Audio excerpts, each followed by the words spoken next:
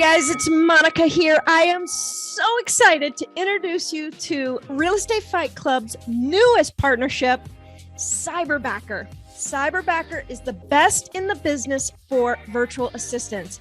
How do I know this? Because I am a Cyberbacker customer and I love this company.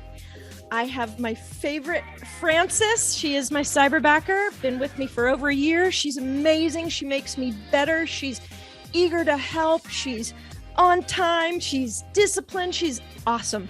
And this company, Cyberbacker, has figured out the system from the interviewing process to find out what I need, to the interviewing process to interview several Cyberbackers, to the onboarding process, to the training process. Very buttoned up, very awesome. You and I both know it's time for you to leverage. It's time for you to take that step, and Cyberbacker is a really safe, awesome solution. Make sure to mention Fight Club, and you will be getting a free gift. All right? Do it. Make the call. See ya. All right. This is a series called Better Call Saul, where we discuss what is currently possible that if it were impossible, or what is currently impossible that if it were possible, would fundamentally change the way we do business as real estate agents. On today's episode, we'll be talking about, is wholesaling illegal? Here with me is my co-host, Rachel Real, broker owner of Rachel Real Estate in Chicago. Hi, Rachel. Hey, Jen. Hey, Saul. How are you? Good, Rachel. How you doing? Excellent. Great. So Rachel's been an agent for 18 years. She's been on the Pro Standards Committee for 8 years and currently serving as the chair. She is passionately nerdy about all real estate rules. She's the rule police. And we have Saul Klein, who's the godfather of real estate technology. He was licensed to sell real estate for over 47 years, the original team member of Realtor.com, creator of the National Association of Realtors Technology Certification, ePro, and is personally responsible for the first 500,000 listings to be displayed to the public on Realtor.com. He spearheaded listing syndication, which is the distribution for your listings to the consumer over the internet. Welcome, Saul. How you doing? Great to be here. I'm doing great. I'm living in Southern California, and other than a lot of the rules, the weather's great. No, the weather's awesome, isn't it? Right? Yes. All right. Let's dive into today's topic about wholesaling. I know Rachel and I are fighting. Saul, I'm not. We're definitely fighting. Give us some context and tell us a little bit let's start about what is wholesaling. Yeah. Well, let me put a caveat on this. Wholesaling 101. Yeah, a caveat on this, and that is that we're not going to have all the answers by the end of this session. We are not. Rachel believes she does. Because this is really, there's a lot of nuance to this. As we having a conversation beforehand, there's a lot of nuance to this. So wholesaling is like, in my mind, it is like, I don't even see what that has to do with real estate, but it's worked its way into the real estate lexicon. And we now talk about this idea of wholesaling. So what I believe wholesaling is offering people property for less than its retail value, or being involved. To me, that's the concept of wholesaling. When you say wholesaling, you got to say retailing, right? It's like, right. And so you can't have one without the other. Right. So you got both of them. So wholesaling in real estate must mean buying it at a lesser price than you would dispose of it for.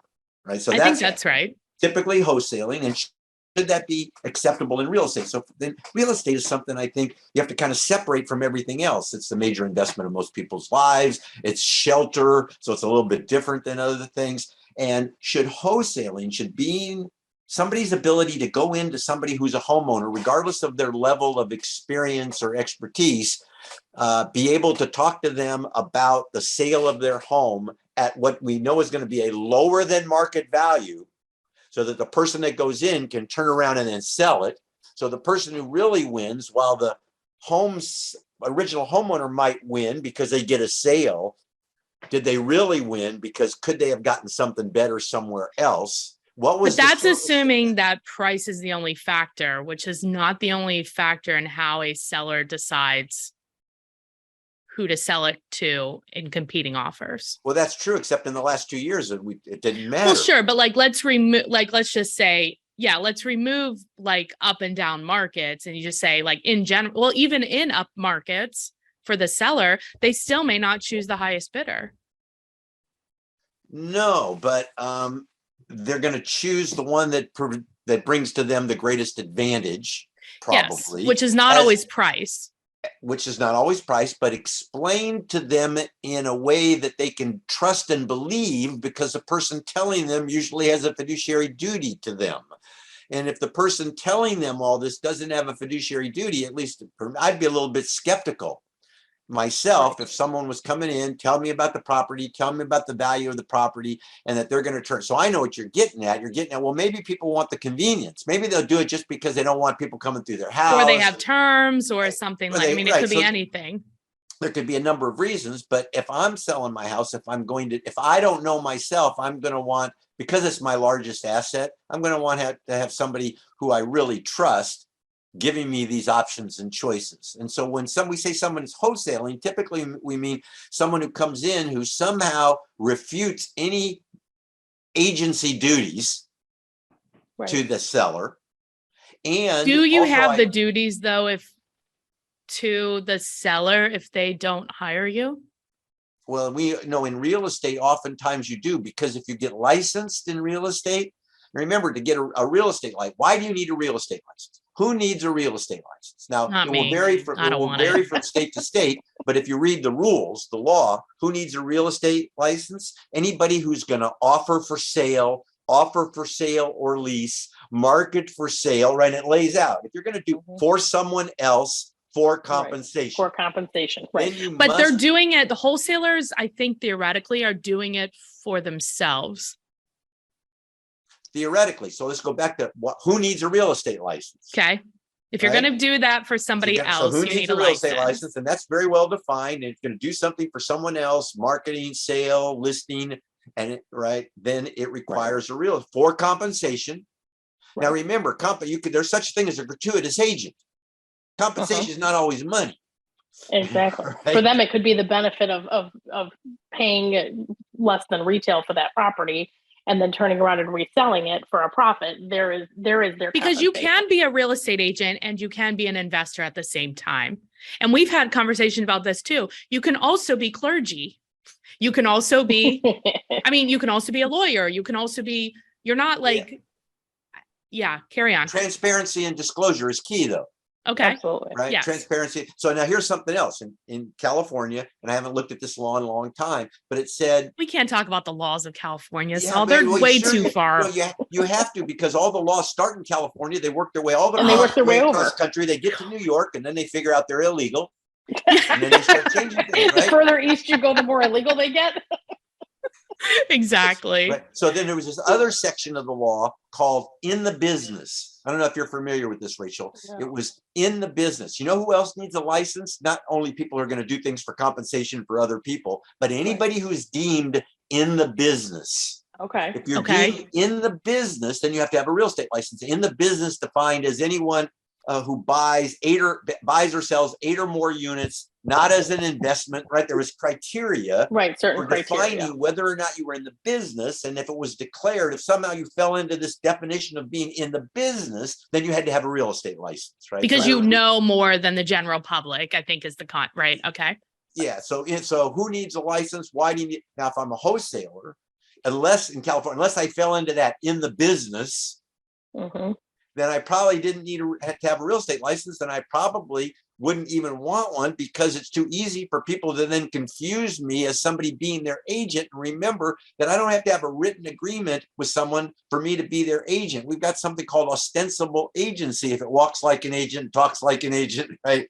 Right. I mean, I hear you, except that if you didn't hire me and you hired Rachel instead, I'm not your agent then, and I can make an offer on the property. Even if I am your agent, I can still make an offer on the property. Sure. Now, if you never hired me, how am I your agent?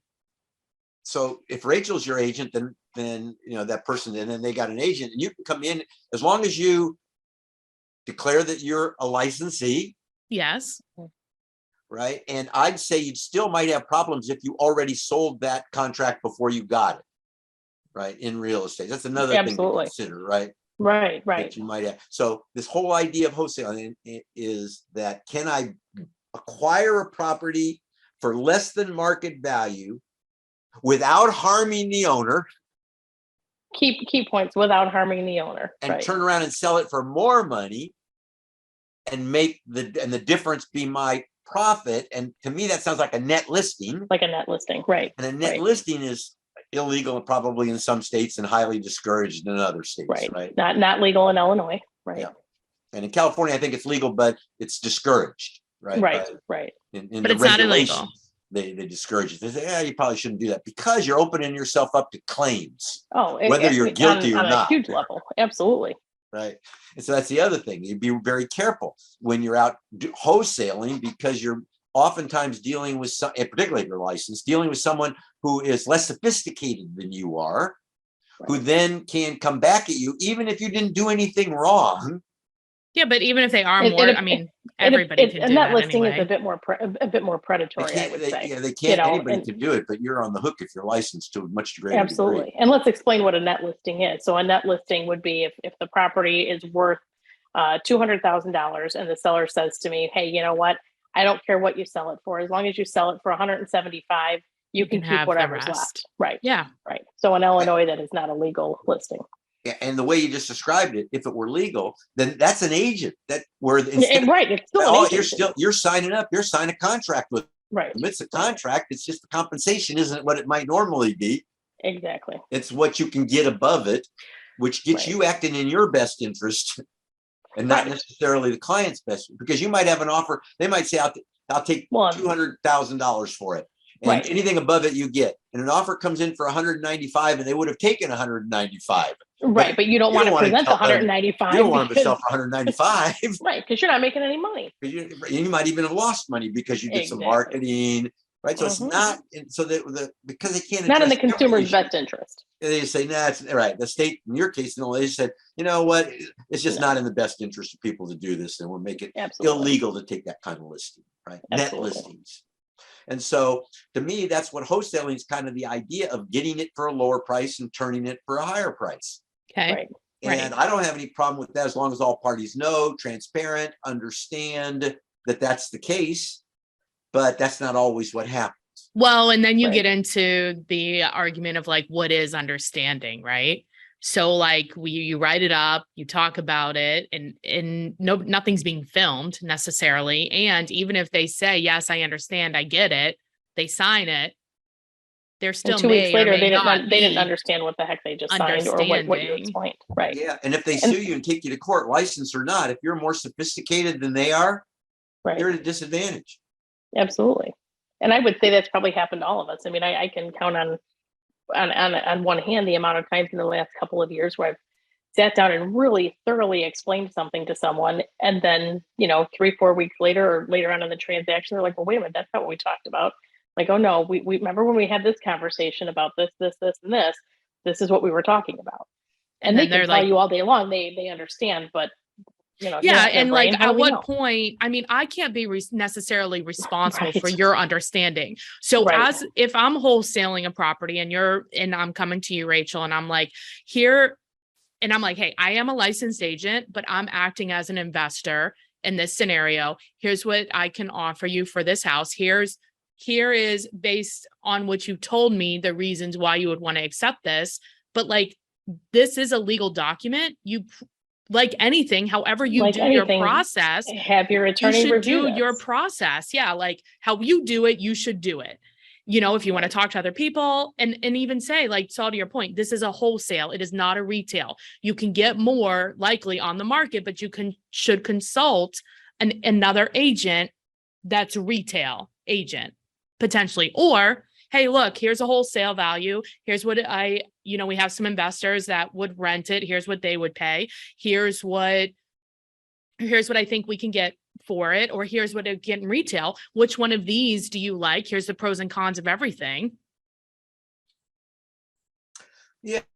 So if I was going to do, wholesaling, I think I might, when I think of it, I'm thinking of a situation where the property needs work. It's wholesale for a reason. Reason. Yeah, right. You're not taking like it's not going to look really.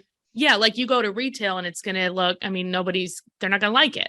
Yeah. So if it's the candidate for a wholesale is a very different property than something that's very suitable for the market. And there's a reason, then that would be the reason that they would be considering So it's like, hey, going the wholesale route. So another option, and we give this to sellers all the time, here's the things that you can fix. If you can make your house look like this one, then you can get what they would have gotten. Yep. So what is your budget for fixing that up? And they were like, no budget. Okay, well then your house is likely better for an investor. Here's the different types of investors. Which one, I mean, depending on which one we're marketing to, if you want to cast the widest net, then you want to market to wholesalers, fix and flips, rent landlords. You want to market to them, and you do that by price. Yeah. And if I would disclose that, right? That's all valuable to say, here's the different ways you can sell this house. Yeah. There's 1,000 ways to sell a house. Maybe you want to hold the financing. And here's the and way if you put that in, and if you put that in writing in the 3 columns on a sheet of paper that says you can do retail, you can wholesale, you can fix it, whatever it is, you put that all on paper, explain it thoroughly, which I think a lot of times wholesalers don't do. They're just coming in looking for the quick, here, I'll give you this. Will you take it? Yes or no? And there isn't a whole lot of counseling or conversation. Having those homeowners sign off on the fact that you've presented all of that information and that they understood it would probably be something that would cover you a bit, in the event something went out. Do you think so, Saul? I'm thinking that you could do that and it still wouldn't stop them from coming in later. I agree. No, it wouldn't, but at least it's a little more CYA than just saying, hey, here's everything, what do you think? And now let me buy it from you, and kind of putting that high pressure sales technique on it. Well, and here's something else. I haven't done a study, so this is a non-scientific study, but I would bet that most people that call themselves wholesalers, first, never have done a deal. Agreed. That's like most people that call themselves realtors. Right, exact same thing. So they call themselves wholesalers, and they went to a class. They went to a learned over the weekend, or like the class I was telling you about, they spent $6,000 to attend a 5-day seminar to learn how to be a wholesaler. Yep. And they're led astray by all of the great prophets, by the guru who wrote the book on how you can do this and how you can buy real estate, and it doesn't take any money, and you can do it from your studio apartment for $6. You can do it. You can do that, right? And so they go. I mean, but you can, right? Because there are people that have done it. There are, but the chances of you doing it are slim. But that doesn't mean you can't do it. You can. No, but what happens is you have all these untrained people out in the marketplace. Yeah, but that's what realtors are. They're untrained people who have a license. So at least that's why you have license law. Right? That's where that begins. And I'll tell you what, there is a lot to know. And you know this. Once you get involved and you start doing real estate deals, you start to realize how valuable your real estate training is.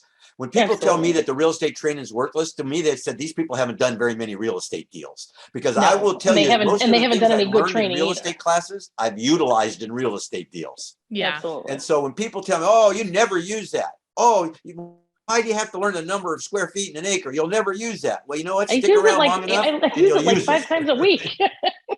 But people say this, right? I've never used that. Well, you just haven't done enough real estate deals. I feel like I've done a lot of deals and I've never used that. Stick around. Stick around for a little bit. And I think when you talk about the training and the education piece of it too, people have to plug into that. If they don't plug into it, then they're just sitting there, twiddling around on their phone while they're sitting in a CE class or a training class or whatever it is. Then they're not getting the most out of it either. But I think too, just because people say they understand when they don't understand, that's not, I'm not holding that accountability. We can't be responsible for just because people want to educate themselves and spend $6,000 on a class to get this certification and then don't, or, spend whatever to get a real estate license and don't use it. I'm not taking accountability for that. I don't want rules around the people that, I don't know. I just think where does the protection of people end? Well, I think you have to not be, think about the people that are targeted by wholesalers. You've got people that are in funky situations, that are in, that are a little bit more vulnerable. You've got elderly people who just don't want to have to deal with stuff. They may have lost a spouse. You've got someone in a short sale we were situation. doing wholesaling. And I think the problem is that the wholesalers, something has to be in place so that those people aren't preyed upon. I think that's the biggest thing. I agree. I don't think people should be prey in general. I don't think they should be, right? But I just don't think that that's when I was wholesaling, we were wholesaling short sales. So these were people that they literally were in foreclosure, but they did not understand they had a short sale option, right? Right. So, and off, this is a they have a financial crisis on their hands usually, Right. or that was the majority, or we are talking to people who don't owe anything on their house that have the ability to sell it kind of outright. So those tend to be older folks. Right. But I just think that wholesalers, like real estate agents, also like pit bulls, get a bad rap. You have like a small handful that are terrible, but there is a large majority that are not terrible. It's a scam. It's been a scam for the last 3 years. What it's is? Been a scam for the last. So first of all, let's go back to short sales.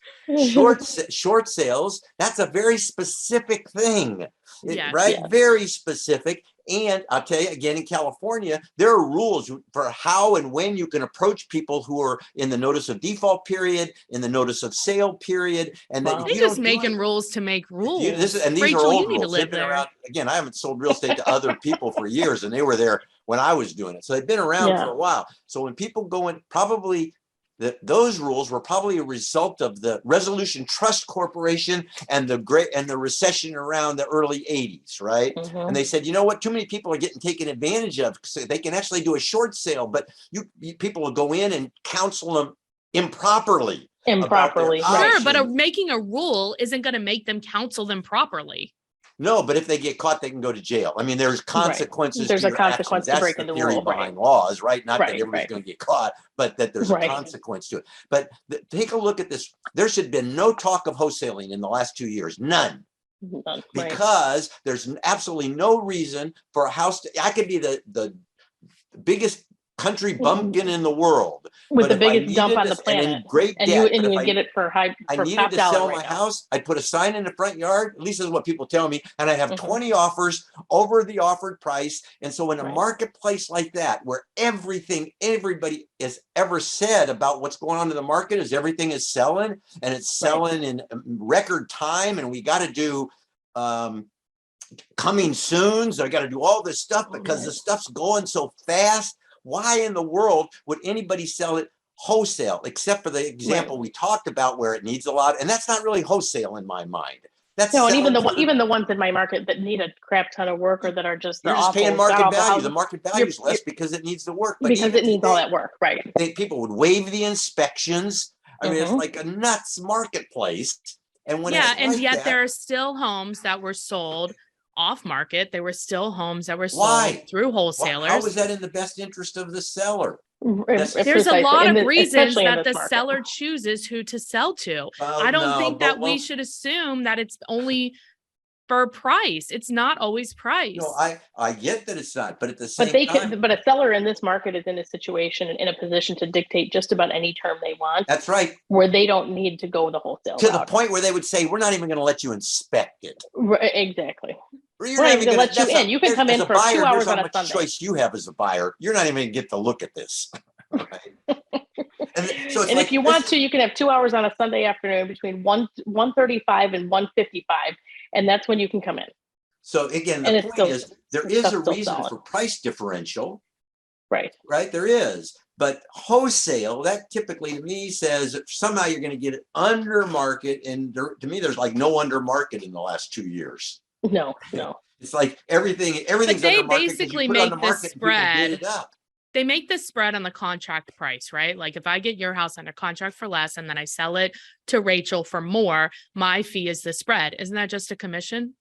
Yeah. So what Rachel said about Illinois, where you can't have net listing, that is to me nothing. If you have a license, I don't think you should be doing that in Illinois. Because that is so much like a net listing. Think about if I'm a senior citizen and you're sitting there talking to me about my property that you want to maybe wholesale, you want to come in, you want to buy it for this transfer, and they say, well, how do you make your money then? So explain to me how you make your money. Well, and if you turn around and say, well, I'm going to buy it from you for $150 and I'm going to turn around next week and sell it for $200. Yeah. And I'm going to make that $50,000. I'm going to tell you to get the hell out of my house. Yeah. Because now you're not looking out for my best interest. But what if you're not the agent? It's not my response. Like, what if you're not the agent? I think it depends on, part of it depends on how did you end up in that person's living room? Did that person call you as an agent and say, hey, I'm interested in selling my home. I'm looking for a market analysis. Will you come out and meet with me? they're inviting you into your Right. home under the guise of an agent. As an agent, under that's the guise different. of a realtor. Yeah. So when you come in there and you say, here's what I'm going to buy it for 150, I'm going to turn around and sell it for 200. And I think a lot of the problem is a lot of these wholesalers don't do that. So they're not being transparent. Because if those people knew that you were going to turn around and 1 week later make $50,000 more, there might be they might be singing a different tune at that point. Maybe. Now, maybe if they sought you out as a wholesaler and called one of the companies that specializes says in we that, buy houses for and says cash we buy or houses, whatever. right. And I would argue that most of those commercials that we see in our market, there's a couple of companies that do that, don't disclose on there that they are all owned by licensed agents. These people are coming in and they are licensed agents. They have more information, more training, more knowledge, more everything than you do. That should absolutely be disclosed on those commercials, on those radio ads, on all those things, so that people know when they're calling those places, they are in fact agents and they're dealing with people that have a higher level of understanding and expertise than they do. And you got to remember that license law came about because people were being taken advantage of. And Absolutely. really, license law is consumer law. Right. That's what real estate license law is for the consumer. Right. So, if we think the consumer, we don't need license law because we don't need consumer protection. Now, I'm not saying it's the greatest in the world, but it's better than if there were none. Right. Right. It'd be the Wild West. And I it just kind think of already there's is, like even though we this- have rules. To add, like adding more rules and all this stuff, it's like the consumer also needs to take some type of, like, they need to do their own research too. They need to ask questions. I think all they do, these but I think when you have people in those situations that are in those particularly vulnerable situations, they're not looking at things with a clear mind either. But if you say, know. but it's the law. I don't know. I think we're going to just keep fighting about Well, this. Rachel, that's part of the reason in California they passed these pre-foreclosure laws. Okay. Because people are not in the right frame. They're not in the right frame of mind. Right. I mean, you watch people get scammed online for, millions of dollars from, some Nigerian person sitting behind a computer because they're preying on something that is allowing them to not think clearly, and I think in those people that are in those circumstances, that's why I'm sure that's part of the reason why Illinois went to being licensed if you're doing wholesale business. It'll be interesting to see how that works out. Yeah, I kind of want to get a little bit more information on how how that came about, and then find out if it's been helpful, if it's been useful, see what the state has determined, as far as that goes too. Yeah, I wonder how many states actually have a no net listing rule. Right. Yeah. Right. Because I don't know. You're right. I think they're very similar. Because it puts the agent in a very awkward position. Let's hear from the agent benefits in a net listing and the agent benefits in a wholesale situation. So the only person that should be benefiting if you're a fiduciary is the client. If you're listening to this and you are allowed to have net listings in your state and you've done one before, reach out and help me fight Rachel. So yes. I'm just now. kidding. So now, having said that, I'm trying to think. I think I've done net listing a couple times. I'm sure you've tried it. You're always trying stuff. Yeah, a long time ago, and it was a 7-unit building on Polk Avenue, and I remember it, right? And it's 7 units, and people could not sell it, and they were and this is an investment property though. Yeah. Mm-hmm. Right? But an investor is they're assumed to have a certain level of knowledge that Rachel's old people example does not have. Would not have. Right. So you'll like this. And so we put this Rachel on the market. Both of you guys are going to love this. So we put this on the market and an offer came in, and the only way that the offer would work was if we didn't charge commission. Right. Okay. Right. So if we didn't charge commission, then the offer would work. So we're not going to do that. So here's what we'll do. We'll carry back our commission in paper. Okay. Uh-huh. And so the commission, so it was a sale, taken over a loan, seller carried a second, and the broker, me, carried a third. Wow. Part of the consideration, though, was that the seller would subordinate to my third. Okay. Oh, wow. Right. So actually, I got a subordinate. So that's in my best, right? So I got the subordination of the second, and the amount of the carry was, I don't remember the percent, but it was like 8%. It wasn't a normal. No, it's higher because you're taking a I charged risk. higher because I had to discount the paper Right. to sell it to get the cash. And I had the whole thing arranged. And when it closed, I got cash. Wow. Okay. Right. See? But that was obviously. Look at you being all creative. That's But creative Rachel would finance, say right? if it was an older person. No, I think an investor is in a category a little bit differently than the senior who's been in their house for 35 years, 40 years, and doesn't have hasn't participated in the real estate business in that long. I mean, yes, but I just think making rules that have all of these, like, there could be so many other nuances, making these blanket rules like wholesaling is illegal unless, but maybe if they are a knowledgeable person, I think what it comes down to is more along the lines of, if you are a licensed real estate broker and you are also a member of NAR, you are bound by the code of ethics. And the code of ethics says that your responsibility as a fiduciary to your client is always to look out for your client's best interest. So if you are a realtor member and you are acting as a wholesaler, it's in direct competition with the code of ethics, is in direct competition with your activity as a wholesaler. But they're not a client. So you know what, Rich? But you're still doing licensed activity for another person for compensation. So you can't get around that. So the language, I'm thinking the language. I know you want to try. So what you're trying to do is remove yourself from the position of being a fiduciary. Right. And that's hard to do. And that's really hard to do. And sometimes so what I would do is I would state in the document somewhere that I'm acting as a principal. Right. Yes. Right. Because there are two parties to a real estate transaction, right? Agent. Right. Yeah. I'm acting as a principal, agent, right? although I'm a licensed. Right. I'd make it very clear that I'm a principal in this transaction and I'm not an agent. Right. Yeah. So it's something I want to make real clear, probably in more than one spot. In bold. Oh, yeah. Well, and even in a regular is that transaction, then okay, Rachel? If you're acting as the principal? Well, even in a regular transaction, if I'm buying a property, I have to say, here's me as the buyer, a licensed broker in the state of Illinois. And it has to be in 18 different places on that paperwork, on the disclosure, on everything I'm signing, I'm writing underneath their licensed broker. Do lawyers,